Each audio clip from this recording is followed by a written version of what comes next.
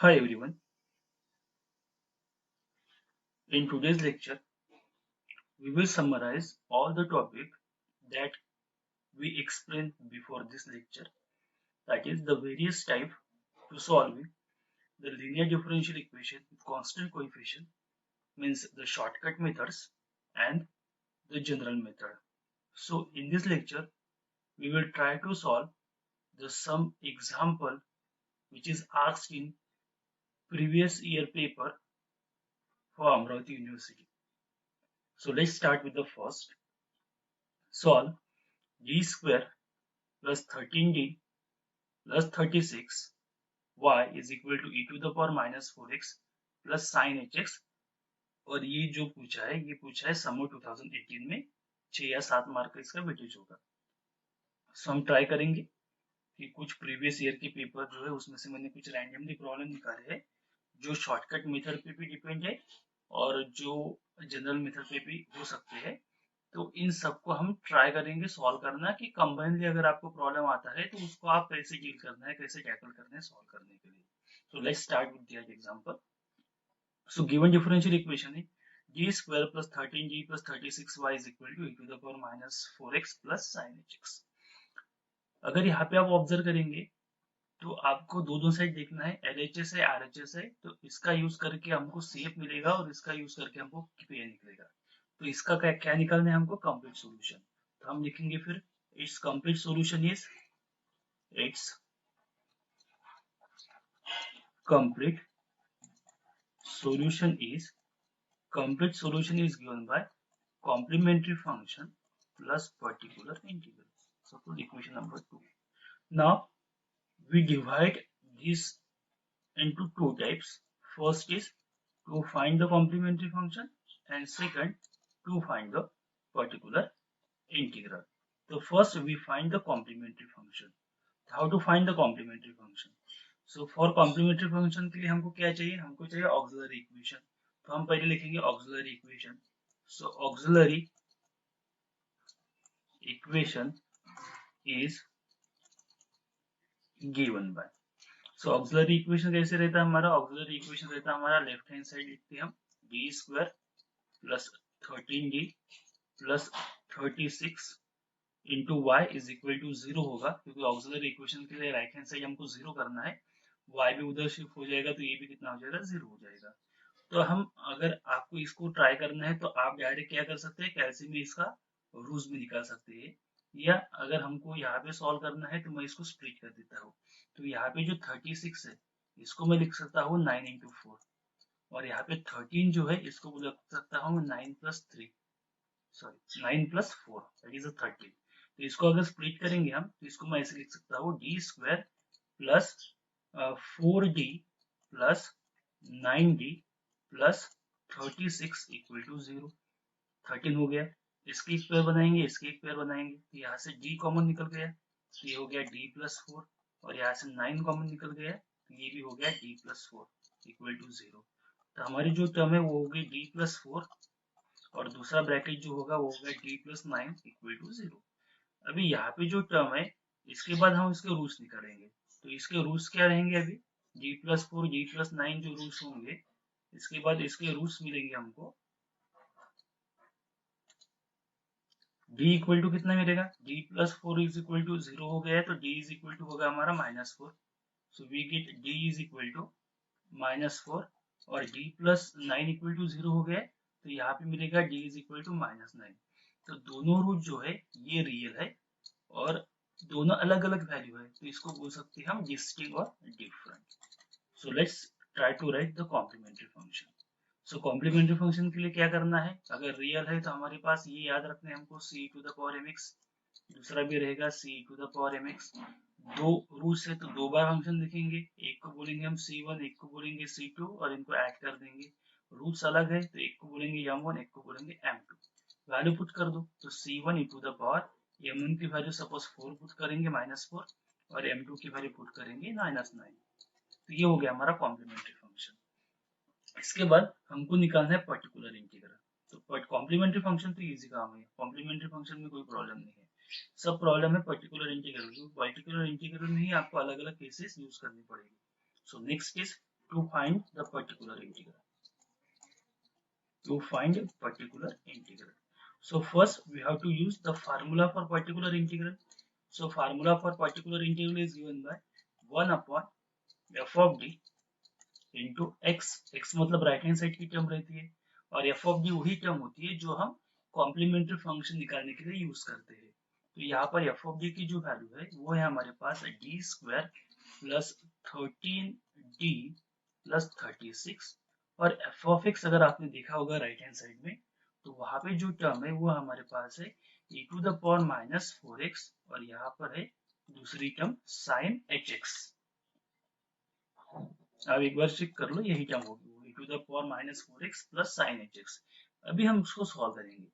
तो यहाँ पर अगर आप ऑब्जर्व करेंगे तो यहाँ पे जो टर्म है ये एक्सपोनेंशियल टर्म है और यहाँ पे जो टर्म है ये ट्रिग्नोमेट्रिक टर्म है, लेकिन वो h है तो हाइपरबोलिक है। तो एक्सपोनेंशियल टर्म के लिए हमने टाइप 1 देखा था और साइन और कॉस अगर है तो यहाँ पे हमने टाइप 2 देखा था। तो हमको क्या करना पड़ेगा, ये दोनों फंक्शन का नेचर अलग अलग है इसीलिए इसको हम साथ में सॉल्व नहीं कर सकते, लेकिन बीच में प्लस है तो हम इसको ऑपरेट करके सेपरेट कर सकते हैं। तो इसको क्या करेंगे, हम सेपरेट करेंगे। तो इसको सेपरेट करने के बाद आपको मिलेगा 1 upon D square plus 13d plus 36। पहली टर्म हमारी रहेंगी e to the power minus 4x plus 1 upon D square plus 13d plus 36 और दूसरी टर्म रहेगी हमारी साइन hx। अभी हमको इसको सॉल्व करना है। तो सॉल्व करने के लिए आपको एक बराबर ध्यान में रखना है कि कैसे सॉल्व करना है, क्योंकि केसेस जो है अगर आपको केसेस बराबर मालूम है तो यहाँ पे सॉल्व करने में कोई प्रॉब्लम नहीं रहेगा। तो हम पहले टर्म के बारे में सोचेंगे और बाद में सेकंड टर्म के बारे में सोचेंगे। तो पहली टर्म जो है, पहली टर्म हमारी जो है वो e to the power x के फॉर्म में है, मतलब यहाँ पे जो x है हमारा वो है हमारा e to the power ax। और अगर ये e to the power ax की टर्म होती है मतलब एक्सपोनेंशियल टर्म होती है तो हमको केस 1 यूज करना है और केस 1 में क्या करते हैं हम d is replace by a करते हैं। तो a कितना है हमारे पास, a मतलब x का कोएफिशिएंट दैट इज -4, तो d इक्वल टू कितना होगा हमारा -4 हो जाएगा। अभी यहाँ पे आपको वो भी देखना है कि d इज इक्वल टू -4 जब होगा तब ये वैल्यू 0 भी नहीं होनी चाहिए, क्योंकि अगर ये वैल्यू 0 होगी तो यहाँ पे कुछ मतलब यहाँ पे इशू हो जाएगा, क्योंकि 1/0 क्या रहेगा हमारा इनफाइनाइट। और ये कैसे देखना है, तो ये आपको डायरेक्ट रूट से मालूम गिरेगा। अगर आपने इस इक्वेशन के रूट्स देखे थे तो वो रूट्स हमारे पास आए थे -4 और -9, मतलब -4 और -9 क्या करता है, ये इक्वेशन सेटिस्फाई करता है, मतलब इसका आंसर 0 आएगा। तो -4 तो यहाँ पे वही टर्म है तो इसका ऑब्वियस इसका आंसर 0 आना ही है। अगर आपको चेक करना है तो आप चेक भी कर सकते हैं। देखिए यहाँ पर अगर मैं -4 अगर पुट करता हूँ तो -4 का स्क्वायर हो जाएगा यहाँ पे 16, यहाँ पे 13 इंटू -4 यहाँ पे हो गया 52 और यहाँ पे हो गया 36। तो 36 और 16 ये हो गया +52 और ये हो गया -52। तो यहाँ से ये पूरा 0 हो जाएगा और पूरा ये 0 होने के बाद क्या होगा हमारा डिनोमिनेटर यहाँ पे 0 आएगा, तो ये प्रॉब्लम का हमारा सोल्यूशन नहीं मिलेगा। तो इसके लिए हमने एक मेथड भी देखी थी, अगर डिनोमिनेटर 0 होता है तो हमको क्या करना है, तो डिनोमिनेटर जब 0 होगा तो हमको क्या करना है, जो f ऑफ d की टर्म है उसका डेरिवेटिव लेना है। तो इसका डेरिवेटिव आएगा ट्वाइस d प्लस 30, बराबर। जैसे ही आप यहाँ पे डेरिवेटिव लेते हैं यहाँ पर आपको x लिखना है और यहाँ पर e to the power -4x की टर्म एज इट इज रहेंगी। तो ये यहाँ पे हमारा पहला काम हो गया। हमने क्या किया, यहाँ पर वैल्यू पुट करके देखिए -4, लेकिन ये टर्म क्या होती है 0, तो 1/0 वी गेट इनफाइनाइट आंसर, इसीलिए हमने यहाँ पर x दे दिया और इसका डेरिवेटिव ले लिया।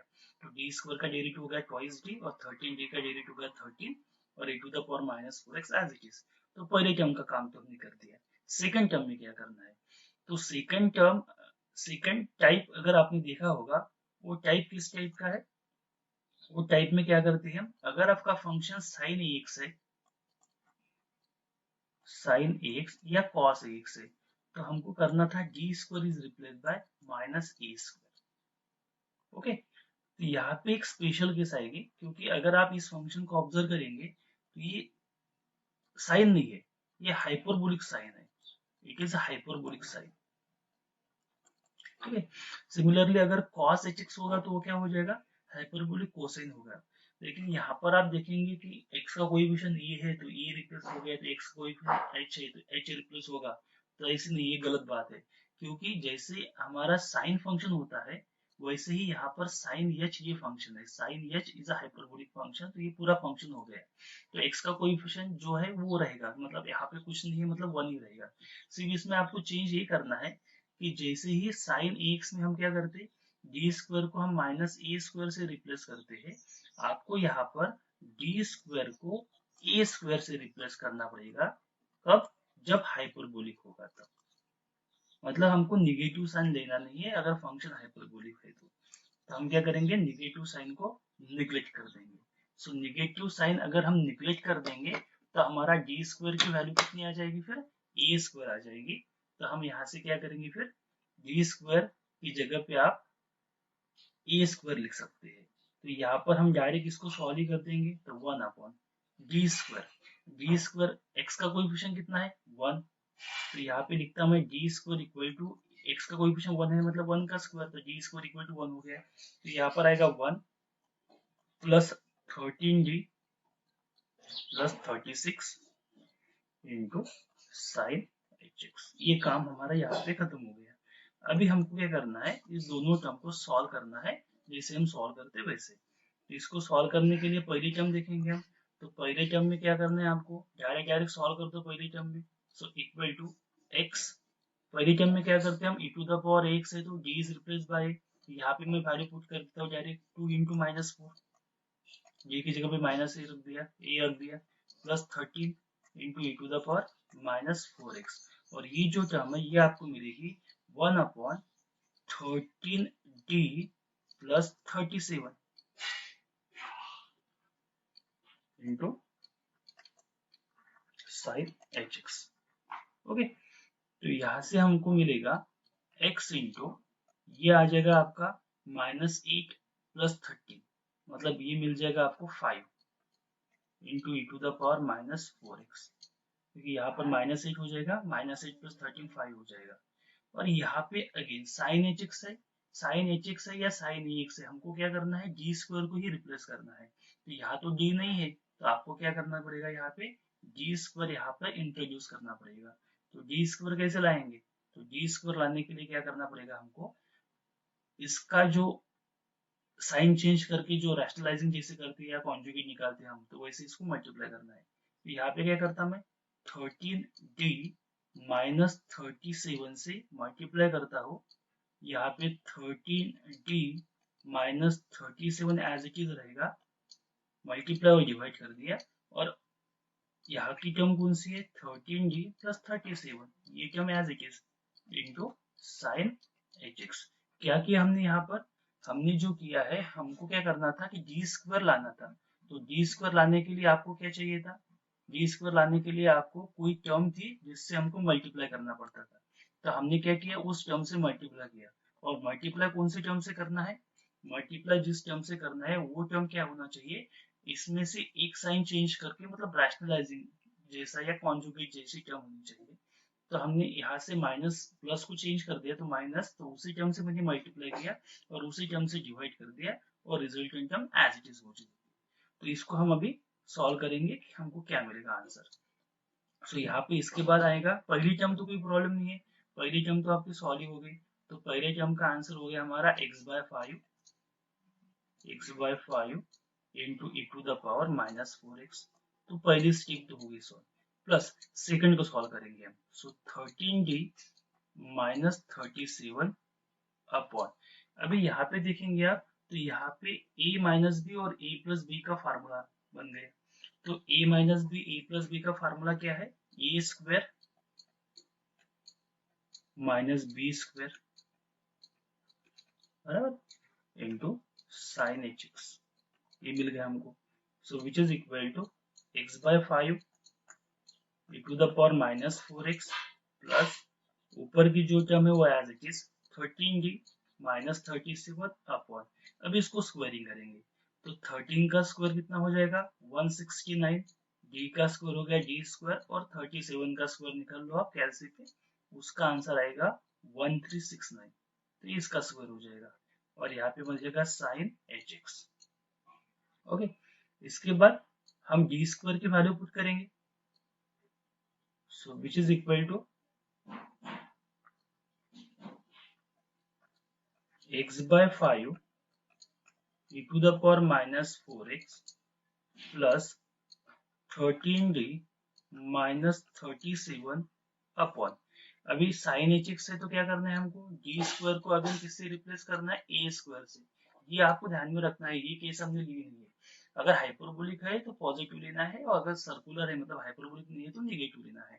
तो यहाँ पे x का कोएफिशिएंट h नहीं है, 1 है, तो यहाँ पे 1 का स्क्वायर कितना हो जाएगा, 1 ही रहेगा। तो यहाँ पे आएगा 169, 1 का स्क्वायर 1 आ जाएगा और माइनस 1369 इंटू बचेगा यहाँ पर sine H X which is equal to मिलेगा हमको x by 5 e to the power minus 4x। अभी यहाँ पे जो टर्म है, डिनोमिनेटर की जो टर्म है वो कांस्टेंट टर्म है, तो उसमें हम कैलकुलेशन कर लेंगे। तो हमारी जो टर्म है वो है 1369 और दूसरी टर्म है 169। तो इसको अगर आप सब्ट्रैक्ट करेंगे तो आपको मिल जाएगा 1200। ओके, और ग्रेटर टर्म कौन सी है, निगेटिव टर्म ये ग्रेटर है, तो यहाँ पे माइनस आ जाएगा।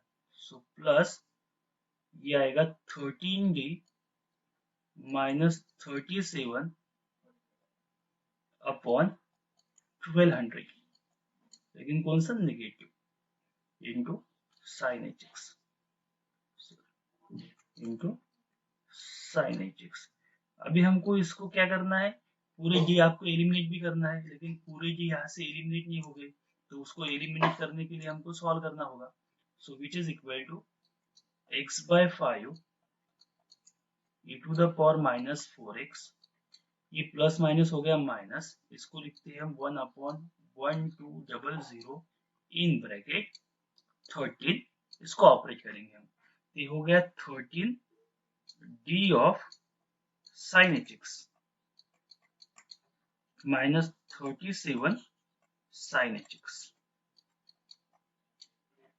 So which is equal to x by 5 e to the power minus 4x minus 1 upon 1200 13। अब derivative of sine H x कितना हो जाएगा, हाइपरबोलिक का डेरिवेटिव साइन का कॉस होगा और कॉस का साइन होगा, वैसे का वैसे नेगेटिव कभी नहीं आएगा, और ये हो गया माइनस 37 साइन एच एक्स। तो इसको तो हम आगे अभी सॉल्व नहीं कर सकते, तो ये हो गया हमारा फाइनल आंसर। तो ये किसका आंसर हो गया, हमारा पर्टिकुलर इंटीग्रल का। सो ये हो गई हमारी पर्टिकुलर इंटीग्रल की value. So it is the value for particular integral. तो लास्ट में क्या करेंगे, हम कंप्लीट सॉल्यूशन लिख देंगे। So therefore complete solution is equal to complementary function plus particular integral. So what is the complementary function, complementary function हमने जो निकाला था वो हमारे पास ऑलरेडी है। सो कॉम्प्लीमेंट्री फंक्शन का हमारा आंसर है c1 e to the power minus 4x plus c2 e to the power minus 9x, और पर्टिकुलर इंटीग्रल का आंसर है हमारा x by 5 e to the power minus 4x minus 1 upon 1200 13 cos hx minus 37 sin hx। और ये किसका answer था, हमारा equation था y में, इसीलिए ये किसका आंसर हो गया, y का। तो ये हो गया हमारा कंप्लीट सॉल्यूशन। तो इस टाइप से आप प्रॉब्लम को सॉल्व कर सकते हैं, और इसमें हमने एक नया टॉपिक भी सॉल्व करके देख लिया कि अगर फंक्शन हाइपरबोलिक है तो उसके लिए क्या करना है, जैसे हमने यहाँ पे साइन हाइपरबोलिक का एग्जांपल लिया था। सो ये हो गया एक प्रॉब्लम का सॉल्यूशन। एक आधा प्रॉब्लम और ले लेंगे हम सॉल्व करके, जो भी किसी एग्जाम में पूछा भी होगा। So we try to solve one new problem from this.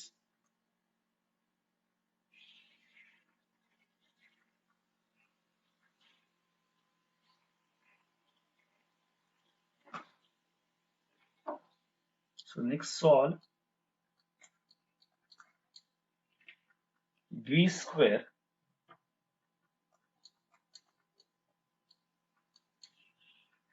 plus 4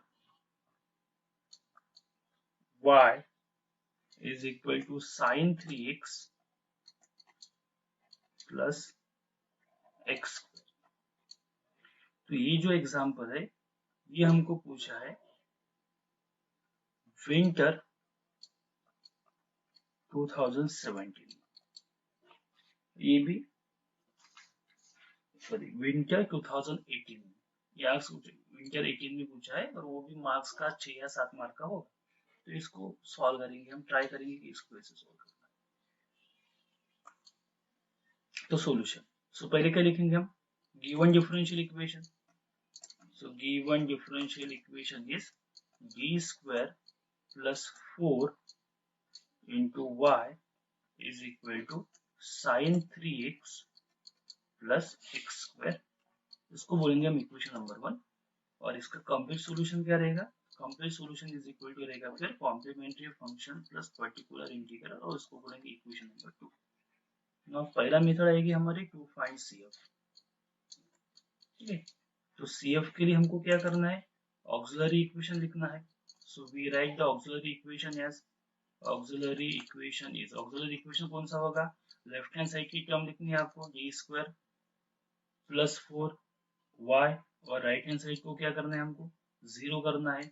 और नेक्स्ट स्टेप में क्या करें हम y को इधर शिफ्ट कर देंगे, तो ये y अपॉन 0 भी क्या हो जाएगा, 0 हो जाएगा। मतलब आपको जो टर्म मिलेगी ये मिलेगी, d square plus 4 is equal to 0।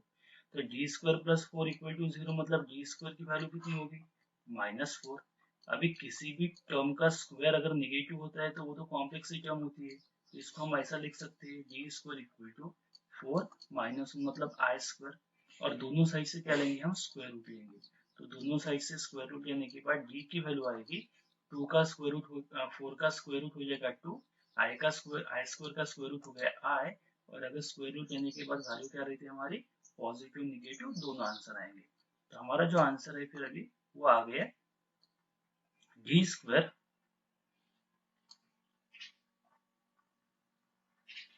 d is equal two plus minus 2i। तो d equal two plus minus 2i, ये दोनों क्या है, ये हमारे कॉम्प्लेक्स रूट्स है। तो यहाँ पे हम बोलेंगे फिर रूट्स आर कॉम्प्लेक्स, और हमको दो रूट्स चाहिए थे क्योंकि पावर क्या है, d का हाईएस्ट पावर स्क्वायर है। तो कॉम्प्लेक्स है तो एक हो गया प्लस 2i और एक हो गया माइनस 2i। तो इसको हम किससे कंपेयर करेंगे, अल्फा प्लस माइनस आई बीटा। यहाँ पर देखेंगे तो अल्फा की टर्म नहीं है, मतलब अल्फा 0 हो गया, और आई का कोएफिशिएंट होता है बीटा, तो बीटा की वैल्यू क्या होगी, 2 होगी। तो इसका यूज करके हम कॉम्प्लीमेंट्री फंक्शन निकालेंगे। तो कॉम्प्लीमेंट्री फंक्शन, तो अगर रूट्स कॉम्प्लेक्स है तो हमारा फार्मूला कौन सा आता है, e to the power alpha x into c1 cos beta x plus c2 sin beta x। यहाँ पे वैल्यू पुट कर दो, e to the power alpha की वैल्यू कितनी है 0, सो ये हो गया 0x, और बीटा की वैल्यू है 1, ये हो गया cos x, और ये हो गया sin x। e to the power 0 मतलब 1 होता है, तो यहाँ पर मिलेगा हमको c1 सॉरी बीटा की वैल्यू 2 है, तो यहाँ पे आएगा cos 2x और यहाँ पे आएगा sin 2x। तो c1 cos 2x plus c2 sin 2x। तो ये होगी हमारी कॉम्प्लीमेंट्री फंक्शन की वैल्यू। कॉम्प्लीमेंट्री फंक्शन होने के बाद हमको निकालना है next particular integral. So next we have to find the particular integral for this linear differential equation. So to find the particular integral, to find the particular integral, so particular integral का formula again, so particular integral का formula है हमारे पास 1 upon F of D into x, मतलब right hand side की term. F of D की value कौन सी है, 1 अपॉन एफ ऑफ डी की वैल्यू है डी स्क्वायर प्लस 4, और राइट हैंड साइड में जो टर्म है वो हमारे पास है sign 3x plus x square. ठीक है, अगेन अभी आपको देखना है कि ये कौन सा टाइप है। साइन 3x अगर है तो ये साइन x मतलब टाइप 2 का प्रॉब्लम है, और ये है अलजेब्रिक मतलब एक टाइप 3 का प्रॉब्लम है। तो दोनों फंक्शन का नेचर क्या है, अलग अलग है। सो दोनों फंक्शन का नेचर यहाँ पे अलग अलग है, तो हमको भी क्या करना पड़ेगा, दोनों फंक्शन को हमको अलग अलग सॉल्व करना पड़ेगा। तो हम क्या करेंगे, इसको पहले सेपरेट कर देंगे। तो सेपरेट करने के बाद आपको मिलेगा 1 upon D square plus 4 into sine 3x, ये होगी हमारी first term, plus 1 upon D square plus 4, और दूसरी टर्म हो जाएगी एक्स स्क्वायर। अभी इसको सॉल्व करेंगे। तो पहली टर्म अगर सॉल्व करना है, मतलब अगर आपके पास x की वैल्यू साइन x है, पिछले बार में भी देखा था हमने, क्या करना है हमको, D square is equal to लिखना है हमको ए स्क्वायर, और यहाँ पे देखना है उसका निगेटिव। तो यहाँ पे साइन ए की वैल्यू कितनी है 3, तो 3 का स्क्वायर कितना होगा 9, तो यहाँ पे कितना आएगा -9, तो हम यहाँ पे पुट कर देंगे, which is equal to 1 upon -9 plus 4 into sine 3x plus 1 upon, now here x square is algebraic term, so we have to taking 4 as a common, so we get 1 upon 4 in bracket 1 plus d square by 4 into x square.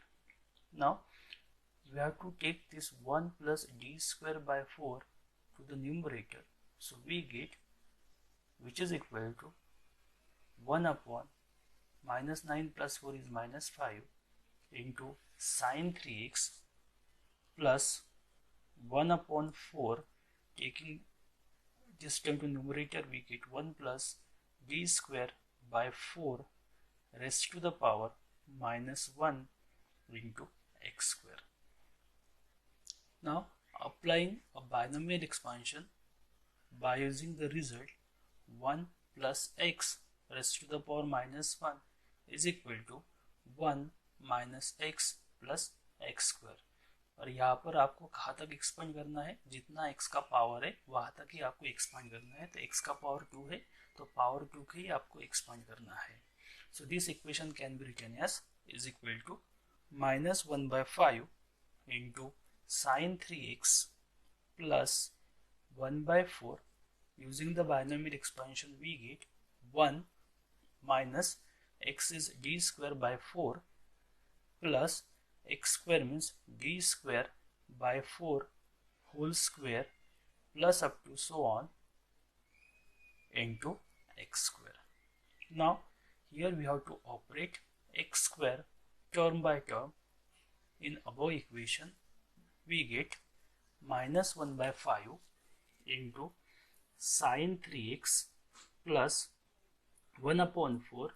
So when we operate x square on this bracket, we get 1 into x square is x square minus 1/4 is a constant, d square of x square plus the square of 1 upon 4 is 1/16, and the square of d square is d raised to the power 4 of x square up to so on.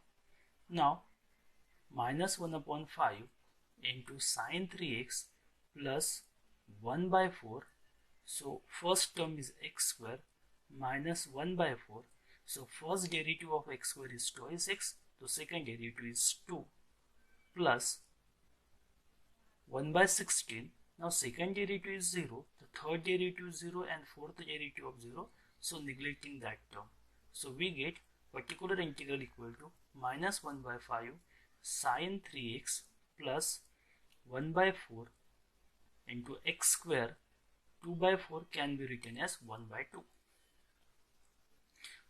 On simplifying this term, this also can be written as particular integral is equal to -1/5 into sin 3x. So taking that 1/2 outside the bracket, we get 1/8. So there is no 2, so multiply by 2, that is we get 2x square minus 1. So this is the value of particular integral. Last में क्या करेंगे हम, जो करना था हमको, क्या complementary function निकालना, तो कॉम्प्लीमेंट्री फंक्शन क्या रहेगा, CF प्लस PN. सो कॉम्प्लीमेंट्री फंक्शन मतलब y की वैल्यू, और CF कितना था, CF था हमारा C1 cos 2x plus C2 sin 2x, और पर्टिकुलर इंटीग्रल यहाँ पे ऐड कर दो, -1/5 sin 3x plus 1/8 into 2x square minus 1. तो ये हो गया हमारा इस प्रॉब्लम का कंप्लीट सॉल्यूशन. सॉल्यूशन में कुछ डिफिकल्टी नहीं है, अगर आपका बेसिक क्लियर है, मतलब अगर आपको अच्छे से 5 टाइप और जनरल मेथड अगर आपको आती है, तो आप कोई भी प्रॉब्लम इजीली सॉल्व कर सकते हैं.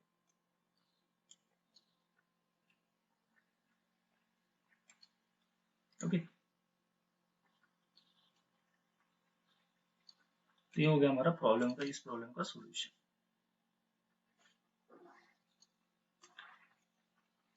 तो ये दो प्रॉब्लम हो गए। ये जो था ये मतलब पहला जो प्रॉब्लम था और दूसरा प्रॉब्लम था, नियर अबाउट सेम ही थे, लेकिन यहाँ पे एक प्रॉब्लम में हमने हाइपरबोलिक की कंडीशन एक्सप्लेन कर दी, और एक मतलब टाइप 1 का प्रॉब्लम हो गया आपका, टाइप 2 का भी हो गया, टाइप 3 का भी प्रॉब्लम यहाँ पे हो गया। टाइप 4 की प्रॉब्लम हमने लेटेस्ट ली है। एक प्रॉब्लम ले लेंगे हम जनरल केस का, उसको देखेंगे उसको कैसे सॉल्व करना है। तो we take one more example. So number 3, solve d square plus 3d plus 2y is equal to e to the power x। और ये जो क्वेश्चन है ये हमको पूछा है समर 617 में। और ये प्रॉब्लम अगर आप देखेंगे तो ये प्रॉब्लम जनरल मेथड से ही सॉल्व होगा, कोई मेथड यहाँ पे अप्लीकेबल नहीं है। अदरवाइज आप चेक भी कर सकते हैं कि जनरल मेथड है या नहीं है यहाँ पे applicable. So try to solve this question. d square plus 3d plus 2 into Y is equal to e to the power x। तो पहले तो हम देखेंगे कि इसका कॉम्प्लीमेंट्री फंक्शन क्या होगा, और बाद में हम देखेंगे कि इसका पर्टिकुलर इंटीग्रल क्या होगा। सो सबसे पहले क्या लिखेंगे हम, given differential equation. So right, given differential equation is, कौन सा इक्वेशन है हमारा, d square plus 3d plus 2 into Y is equal to e to the power x। इसको बोलेंगे हम इक्वेशन नंबर 1। और बाद में इसका कंप्लीट सॉल्यूशन क्या रहेगा, CF plus PI। Okay, next first is to find CF। CF निकालने के लिए हमको क्या करना पड़ेगा, ऑक्सिलरी इक्वेशन लिखना पड़ेगा। तो auxiliary equation is d square plus 3d plus 2 equal to 0 आ जाएगा। और इसको अगर आप सॉल्व करेंगे तो आपको मिलेगा d प्लस 2 d प्लस 1। अभी इसको फैक्टर बनाकर आप सॉल्व करो या कैसे भी सॉल्व करो, आपको जैसे लगता है वैसे ट्राई करो इसका सॉल्यूशन निकालना। मैंने स्प्लिट किया 2d प्लस डी और इसको सेपरेट करके मुझे मिला d प्लस 2 d प्लस 1। तो d की वैल्यू मिल जाएगी आपको d प्लस 2 d प्लस 1, मतलब d प्लस 1 इक्वल टू 0, तो d इक्वल टू हो गया -1, और d प्लस 2 इक्वल टू 0, मतलब d की वैल्यू हो गई -2। सो दोनों रूल्स जो है वो रियल है और अलग अलग है, मतलब डिस्टिंक्ट है। तो कॉम्प्लीमेंट्री फंक्शन का फार्मूला हमारा c1 e to the power क्या लिखते हैं हम, mx। दूसरे के लिए भी c e to the power mx, दोनों को ऐड करना है, एक बार c1 बोलना है, एक बार c2 बोलना है, वो m1 एंड m2। यहाँ पे वैल्यू रिप्लेस कर दो, सिर्फ -1 into x is -x, -2 into x is -2x। तो ये होगी हमारी कॉम्प्लीमेंट्री फंक्शन की वैल्यू। इसके बाद हमको लेना है पर्टिकुलर इंटीग्रल निकालने का। तो पर्टिकुलर इंटीग्रल निकालना ट्राई करेंगे हम। So to find a particular integral, so to find pi, so to find pi, तो pi का फार्मूला पहले लिखना है। So pi is equal to 1 upon f of d into क्या आएगा, x आएगा। f of d की वैल्यू कितनी है, d square plus 3d plus 2, और x की वैल्यू है हमारे पास e to the power x। अभी यहाँ से मेन हमारा काम स्टार्ट होगा कि ये जो टर्म है ये किस नेचर की है। तो अगर आप देखेंगे तो हमारे पास शॉर्टकट मेथड जो थे वो था एक्सपोनेंशियल फंक्शन, लेकिन यहाँ पे एक्सपोनेंशियल का पावर एक्सपोनेंशियल है, तो type 1 e to the power x की मेथड यूज नहीं होगी।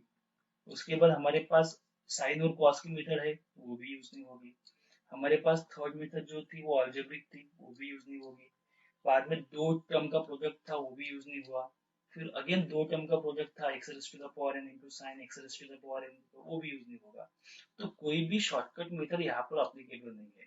तो कोई भी शॉर्टकट मेथड यहाँ पर अप्लीकेबल नहीं है, तो यहाँ से फिर एक ही मेथड बाकी है आपकी, जनरल मेथड। तो ये प्रॉब्लम को अगर आपको सॉल्व करना है तो आपको क्या करना पड़ेगा, जनरल मेथड यूज करना पड़ेगा। सो जनरल मेथड के लिए क्या करना है, सो जनरल मेथड के लिए पहला मेन कंसेप्ट ये है कि ये जो टर्म है इसको आपको लीनियर फैक्टर में कन्वर्ट करना है। और लीनियर फैक्टर हमने अभी देखा है, इसके पहले लीनियर फैक्टर क्या होती है इसकी। इसको हम लिखेंगे d plus 1 into D plus 2। तो आपको रूल्स भी मालूम है, d इक्वल टू -1 इधर शिफ्ट करेंगे तो d+1 और d इक्वल टू -2, इधर शिफ्ट करेंगे तो d+2 और ये आएगा e⁻x। उसके बाद इसमें से आपको देखना है कि जो टर्म में d+e जो था वो सबसे जो कम है उसको अंदर ऑपरेट करना है और एक टर्म बाहर रखना है। तो मैंने क्या किया, 2 ग्रेटर है तो 2 को बाहर रखा और 1 स्मॉल है तो 1 को अंदर ऑपरेट कर दिया e⁻x। अब इसको हम सॉल्व करेंगे और इसको सॉल्व कैसे करना है, तो इसको सॉल्व करने के लिए हमारे पास एक फार्मूला है, वो फार्मूला हम यहाँ पे यूज करेंगे। कौन सा फार्मूला है, तो यहाँ पे मैं लिखता हूँ वो फार्मूला इस टाइप का है कि 1 अगर d प्लस a और यहाँ पर x, इसको हमको सॉल्व करना है जनरल मेथड से, तो फार्मूला है e⁻x integration of e⁻x into x dx। मतलब यहाँ पे पॉजिटिव होगी तो यहाँ पे निगेटिव और इसका एग्जैक्टली अपोजिट जो आएगा वो इंटीग्रेशन के अंदर आएगा और फंक्शन एज इट इज। तो इस फार्मूला का हम यहाँ पे यूज करेंगे तो आपको मिलेगा 1/d+2। ये फार्मूला हम यहाँ पे लगाएंगे इन ब्रैकेट, यहाँ पे a की वैल्यू कितनी है 1, तो यहाँ पर आएगा e⁻x, क्योंकि प्लस है तो यहाँ पे नेगेटिव आ गया, इंटू इंटीग्रेशन ऑफ, इधर e⁻x आ गया तो इधर क्या आएगा e⁻x और e⁻x dx। ओके, अभी ये जो इंटीग्रेशन है, इस इंटीग्रेशन को हमको सॉल्व करना है। फार्मूला तो कोई एप्लीकेबल नहीं है तो हम देखेंगे सब्स्टिट्यूशन क्या होती है। तो यहाँ पे अगर मैं e⁻x की जगह पे अगर t पुट करता हूँ तो इसका डेरिवेटिव क्या हो जाएगा e⁻x और x का डेरिवेटिव dx और t का डेरिवेटिव क्या हो जाएगा dt। तो ये वैल्यू क्या करेंगे हम यहाँ पे पुट कर देंगे तो हमको मिलेगा 1/d+2 इन ब्रैकेट e⁻x। अभी देखिए क्या पुट किया हमने, e⁻x की जगह पे t पुट कर दिया तो ये जो टर्म है ये हो जाएगी हमारी e⁻, और e⁻x कितना है t, और e⁻x इंटू dx, ये जो रिमेनिंग टर्म है इसकी वैल्यू कितनी है dt, ये हो गया dt, यहाँ पे bracket complete. So which is equal to 1/d+2 in bracket e⁻x। now integration of e⁻t is e⁻t, हो गया सॉल्व, which is equal to 1/d+2 in bracket e⁻x, और t का काम हो गया तो उसको रिप्लेस कर दो, तो t की वैल्यू कितनी है e⁻x, तो अभी नहीं क्या आएगा e⁻x। तो ये हमने एक टर्म वहां पे सॉल्व कर ली d+1 की। सेम कंडीशन हमको d+2 के लिए भी करना है, मतलब जो हमने अभी किया है वो हमको रिपीट करना है। तो रिपीट करने के लिए ये जो रहेगा अभी ये आपका होगा x पूरा और a की वैल्यू क्या होगी 2। तो वही फार्मूला जो है ये ऊपर जो हमने फार्मूला यूज किया है, ये जो फार्मूला है ऊपर का, ये फार्मूला ही हमको क्या करना है यहाँ पे यूज करना है। तो ट्राई करेंगे हम उस फार्मूला का यूज करके इसको कैसे सॉल्व करना है।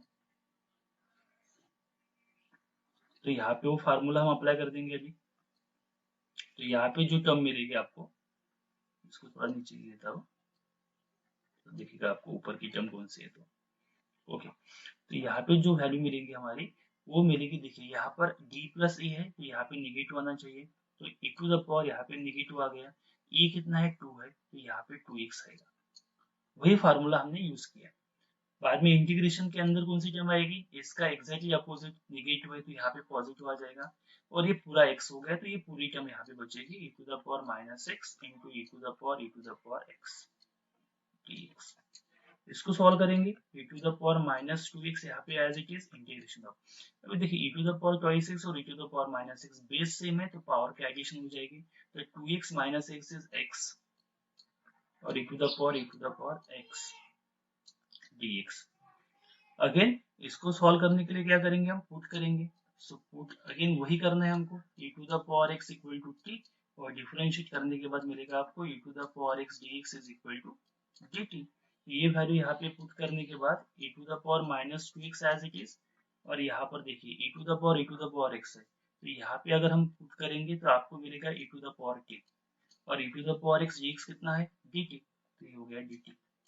सो which is equal to e⁻−2x और e⁻t का इंटीग्रेशन कितना हो जाएगा, अगेन उसका इंटीग्रेशन वही रहेगा e⁻t।